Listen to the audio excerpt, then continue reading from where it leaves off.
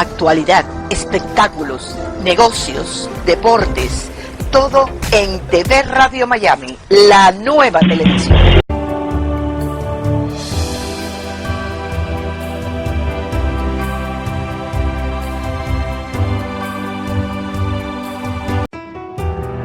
Agustín Ranguni presenta Coincidencias con Enrique Llamas de Madariaga y Denise Pesana desde Punta del Este, Uruguay, uniendo al mundo.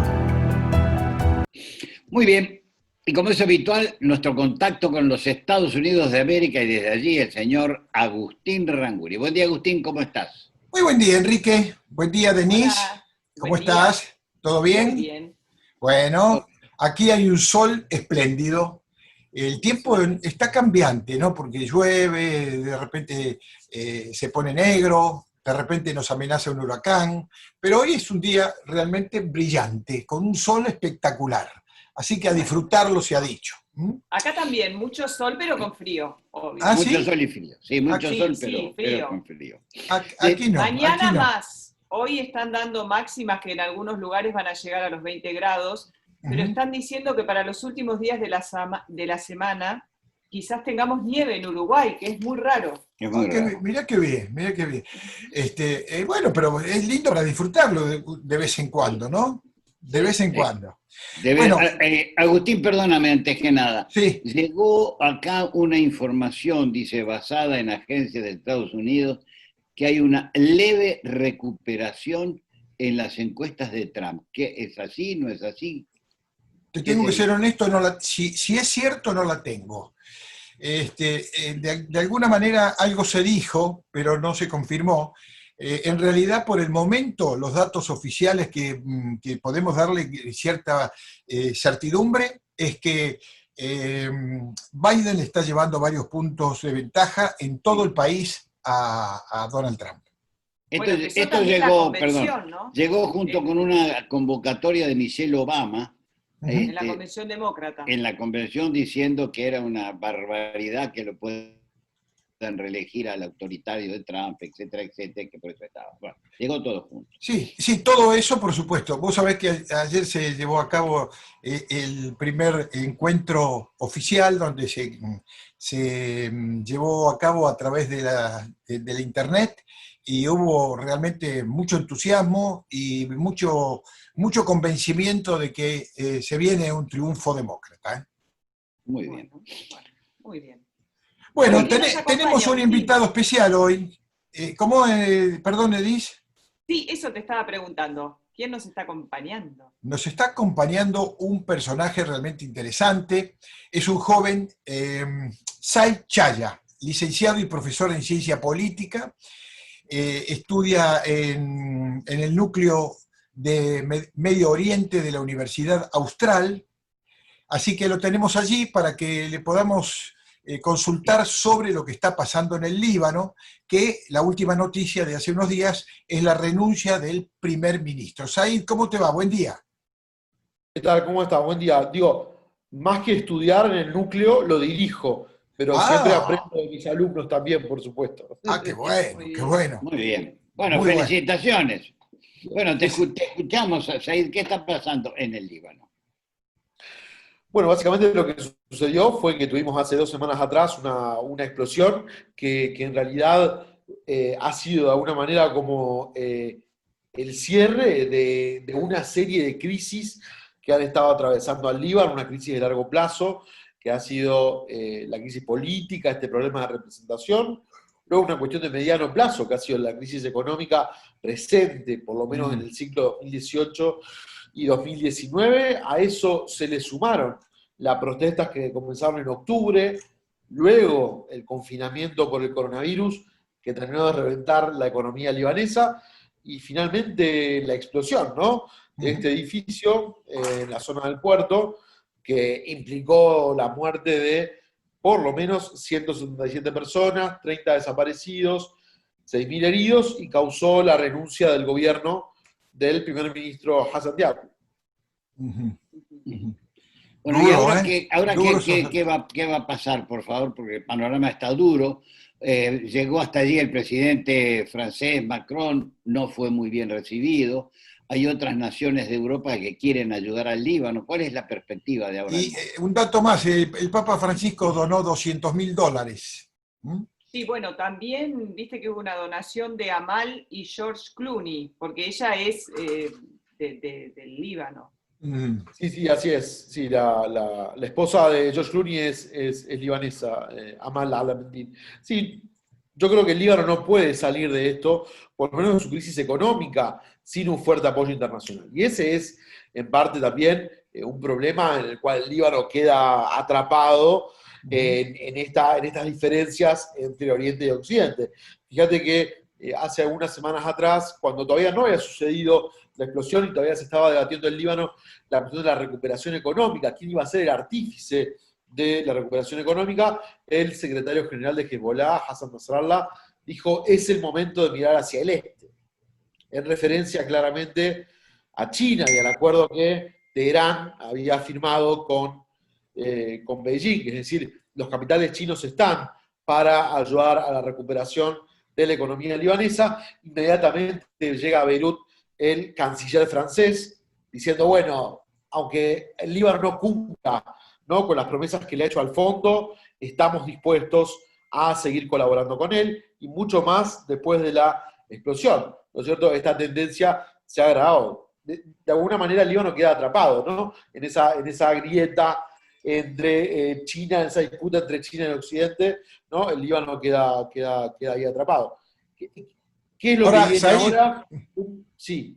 perdón, te iba a decir que más allá de esta explosión, que evidentemente llega en un momento, pareciera ser coincidente con que los ciudadanos están protestando continuamente, pidiendo cambios en el país, el 50% vive bajo el umbral de la pobreza, según un dato del Banco Mundial. Quiere decir que esto es una sumatoria de factores, ¿no? Lo que está pasando. Sí, sí, como te iba diciendo, esta es una crisis de representación política de largo plazo, por lo menos de la última década, ¿sí? Y en estas circunstancias, este esquema se agrava con una fuerte crisis económica, ¿no?, que arranca más o menos en 2018. A partir de abril de 2019, el Fondo y la Conferencia de Donantes para el Líbano dicen, mira, sin ajuste no va a haber nuevos aportes por el lado de la Conferencia de Donantes y el Fondo. Entonces, claro, cuando el Líbano aplica este plan de ajuste fuerte, genera la salida de la población a las calles.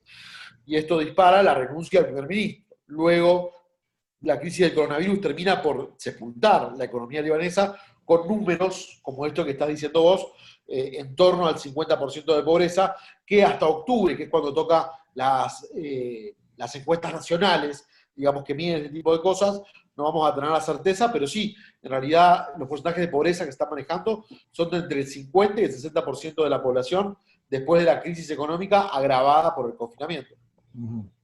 Terrible, Ahora, ¿no? esta explosión, ¿se ha podido comprobar, si se sabe algo, o hay certidumbre si es realmente lo que algunos piensan que es un accidente y otros piensan que fue un ataque?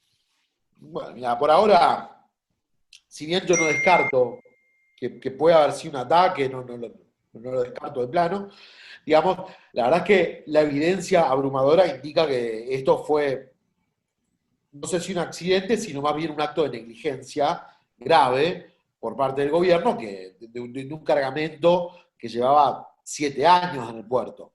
Un cargamento altamente inflamable, con posibilidad de explotar, etcétera, que llevaba 7 años, a pesar de la denuncia de gendarmería, las autoridades portuarias, los trabajadores del lugar, diciendo esto es peligroso. Por ahora no hay pruebas de que haya sido un ataque, ni tampoco me parece hay una situación regional que permita disparar una guerra. Es decir, en este sentido, uno tiene que pararse y decir, bueno, a ver, ¿esto a quién beneficiaría? ¿Beneficiaría una guerra a Israel en este momento, en el cual, digo, el país está atravesando una suerte de crisis económica, está con las protestas en torno al coronavirus, Benjamín Netanyahu hackeado por varias causas judiciales, en un gobierno de coalición muy tenue? ¿Esto es conveniente a Israel? No. ¿Es conveniente a Hezbollah entonces? haber hecho un autoatentado cuando forma parte del gobierno y lo que quiere Hezbollah es que le vaya bien al gobierno porque, claro, siempre estuvo en la oposición, ahora forma parte de la coalición presidencial. ¿Tiene sentido que esto sea un autoatentado? Tampoco. Entonces, la hipótesis del ataque, que sonó muy fuerte en un momento, incluso hubo un video fake ahí dando vuelta de un misil, no hay pruebas concluyentes ni un ambiente internacional que permita decir, bueno, sí, esto realmente es una hipótesis posible. Claro, es muy difícil. Ahora, te hago una pregunta, por favor, Said, que para mí la explicación es muy difícil, pero vos sos un experto en el tema. En el Líbano viven actualmente alrededor de 3,5 millones de personas, pero hay 10 millones de libaneses en el mundo. O sea, hay 3 Líbanos fuera de Líbano. ¿A qué se debe esto, Said? Bueno, entonces, vamos a aclarar dos cosas. Primero, el Líbano es un país que tiene vocación de expulsar gente. Esto lo sabemos, ¿no? En diferentes momentos de crisis, los libaneses han abandonado el país. Casi siempre mantienen el vínculo con el Líbano, pero han abandonado el país. Entonces, esto, por ejemplo, sucedió a fines del siglo XIX, en el contexto de la Primera Guerra Mundial, luego poco antes de la Segunda, luego en la Guerra Civil de las décadas del 70, después con motivo de las diferentes crisis económicas en la década pasada y esta, los libaneses han abandonado sistemáticamente el país. Ahora bien, ¿cuánta cantidad de libaneses hay afuera del Líbano? Bueno, es una cifra muy difícil de precisar, ¿sí? Es decir, se calcula que hay entre 10 y 12 millones de libaneses y sus descendientes, ¿sí? Pero no hay algo así como un instrumento que permita decir, sí, hay tanta cantidad. Lo que sí te puedo decir que libaneses fuera de Líbano con pasaporte y documento libanés, hay 1 millón, ¿sí? Eso sí está confirmado, es un número muy grande. Imagínate, 3,5 millones, 4 millones de libaneses viviendo en Líbano y un 25% del total de la población o más, entre el 25 y el 30%, viviendo en otros lugares. Puede ser que los demás sean descendientes que nunca tramitaron, por ejemplo, el pasaporte o el documento y estén ahí, pero son números muy difíciles de precisar. Forma parte un poco del folclore de la colectividad, ¿no? Decir que, bueno, somos 12 millones en el exterior, que es cierto y se repite mucho, pero no hay un instrumento concluyente que permita decir que realmente somos 12 millones, ¿sí? Lo que sí te puedo decir es que hay 1 millón de libaneses con documento viviendo fuera del Líbano. Claro, o sea que esa cifra abarca también a los descendientes de los libaneses. Exactamente. Porque vos cuando estás en algún lugar te dicen, somos 10, somos 12 millones de libaneses fuera de nuestro territorio. Tienen vínculos porque nunca se han desprendido del vínculo afectivo con el Líbano. Pero bien la aclaración tuya de la cifra. Te doy como ejemplo acá la situación en Argentina. Digo, muchas veces la generación de la primera parte del siglo XX que vinieron, cuando llegaron acá, vinieron con documentos muy flojos, algunos de polizontes, a otros les cambiaron el apellido. Entonces, recién ahora se ha salteado una generación y es esta generación de ahora la que está buscando retomar los lazos a través de la nacionalidad. En el año 2018 hubo elecciones parlamentarias en el Líbano, por primera vez pudieron votar los libaneses en el exterior. Bueno, acá en Argentina hubo creo que casi 300 personas, éramos los habilitados para votar. Es un dato muy bueno, ¿no? Porque en su mayoría era gente que se había estado preparando los años anteriores, tramitando la nacionalidad para tener ese documento al momento de votar. Honestamente, la nacionalidad no es que traiga ningún privilegio en especial, pero es de alguna manera un símbolo, ¿no? De pertenecer a esa madre patria. Ahí, perdón, Enrique, adelante. No, vos decías del cambio de apellido. Vos sabés que eso lo han sufrido muchos inmigrantes en la Argentina de distintos países, los checos, los suizos, los polacos, los árabes en general, porque estaban los hombres de migraciones dando los certificados de residencia. Entonces vos le decías, ¿cómo se llama? Y le decía, Shahid, y él ponía algo que le resultaba parecido, lamentablemente, ¿no? Era un problema general. Han quedado muchos. Por ejemplo, Menem. Hay Menems y son todos iguales. Y son todos iguales. Lo que pasa es que lo anotaba un dependiente ahí de migraciones, sin mayor cultura, y él anotaba el nombre como le sonaba y adelante, lamentablemente. Exactamente. Said, te quiero preguntar, ¿cuál fue el motivo que justificó la renuncia del primer ministro? ¿Qué argumentó? Bueno, básicamente las protestas en la calle, digamos. Okay. Sí, o sea, hubo un malestar. Pensá que el día sábado, domingo anterior a su renuncia, que fue un lunes, hubo 1,5 millones de personas en la calle, en un país muy pequeño, digamos. Claro, porque a esta explosión se le suma todo lo terrible del coronavirus también, ¿no? También. Que están siendo muy afectados. También, o sea, imagínate que, mira, el sistema sanitario libanés estaba al límite, pero no había llegado a colapsar. Esto lo lograron a través de una cuarentena muy fuerte. Es decir, los libaneses estuvieron 2 meses encerrados en sus casas, sin poder salir. Eso evitó el colapso del sistema sanitario, pero había llegado al límite, porque honestamente depende mucho del sistema privado de salud, ¿sí? En el Líbano. Entonces, sumado a la explosión, hubo que instalar hospitales de campaña, etcétera, ¿sí? Claro. Bueno, dicen que hay casi 1.000 niños que sufrieron heridas, niños, ¿no? Esto lo dice UNICEF. Y que hay como 300.000 personas que se quedaron sin hogar. Es terrible. Exactamente, hubo 300.000 desplazados después de la explosión en una ciudad que tiene 2 millones de habitantes, ciudad y zona metropolitana. Sí, o sea, 300.000 desplazados, también en parte porque los gases que al parecer se liberaron a la atmósfera después de la explosión eran al parecer tóxicos. Yo no conozco ese detalle, pero muchas personas también, justamente los centros médicos pidieron que abandonen sus residencias por estos gases, ¿no? El turismo, que es un factor de desarrollo para el Líbano, se ve muy afectado por todo lo que acaba de suceder con la explosión.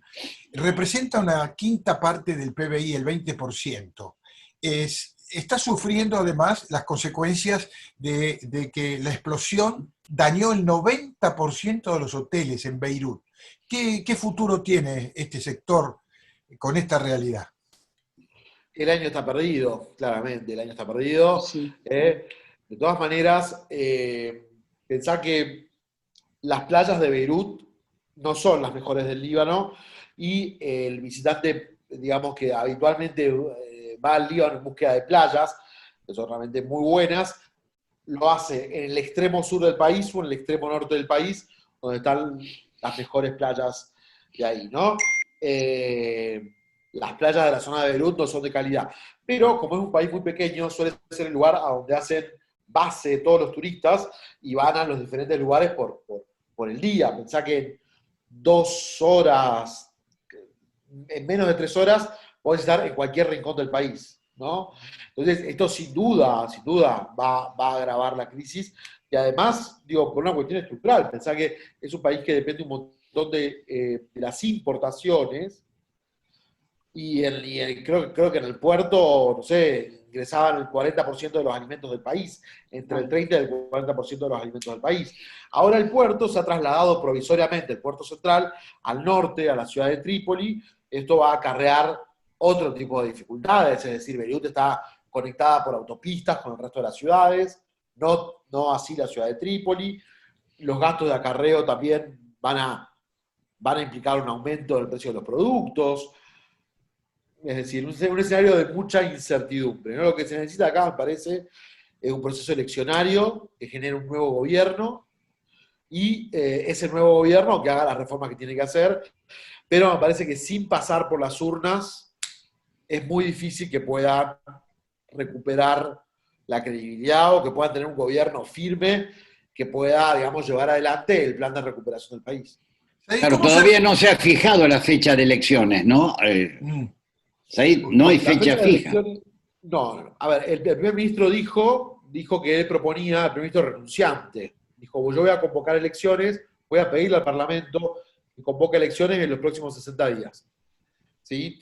¿Qué sucede? Por el mecanismo legislativo del país, ¿sí? El Consejo de Ministros es el que emite el proyecto de ley que se debate y se trata en el Parlamento.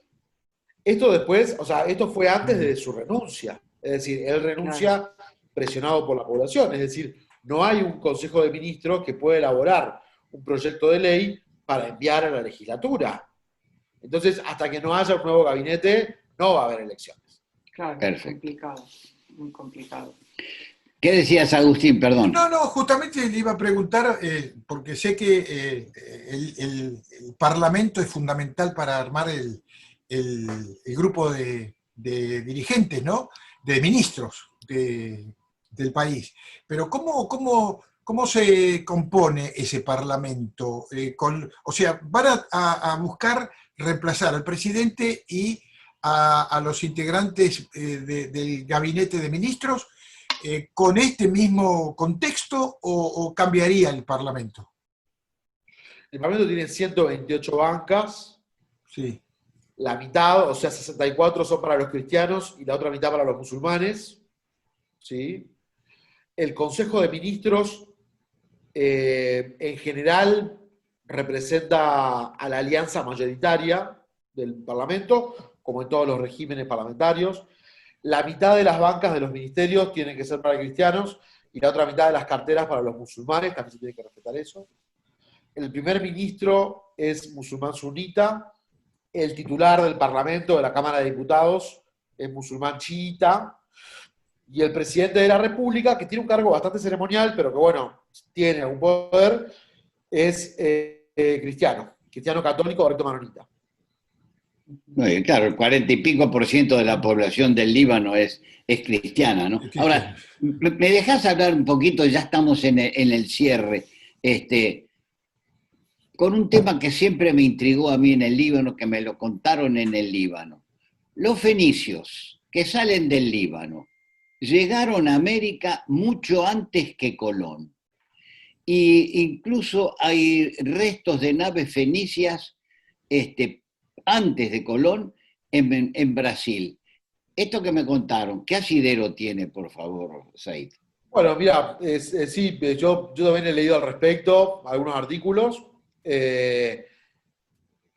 pero honestamente la fundamentación histórica que pueda tener eso, digamos, que los fenicios hayan podido encarar un viaje de semejante envergadura, me resulta, bueno, difícil de creer, pero puede ser, porque si no me equivoco, creo que las pruebas que hay en torno a esos barcos o restos hallados en Brasil indican, ¿no?, con una escritura de época, que fueron arrojados a esa zona por una tormenta. A mí me parece difícil de creer, ¿no?, honestamente. Pero bueno, forma un poco parte del folclore. Sí, es otra de las cosas que la colectividad tiene muy presente. Ahí nosotros llegamos a América antes de Colón, uno escucha, ¿no?, esa leyenda urbana. Bueno, no te sé precisar si es cierta o no, pero bueno. Bueno, Pero vaya al 11:30. folclore, muy bien. Llegamos al final. Muchísimas gracias, Said, por tu tiempo. Muchas gracias. Muchas gracias por el entrevista.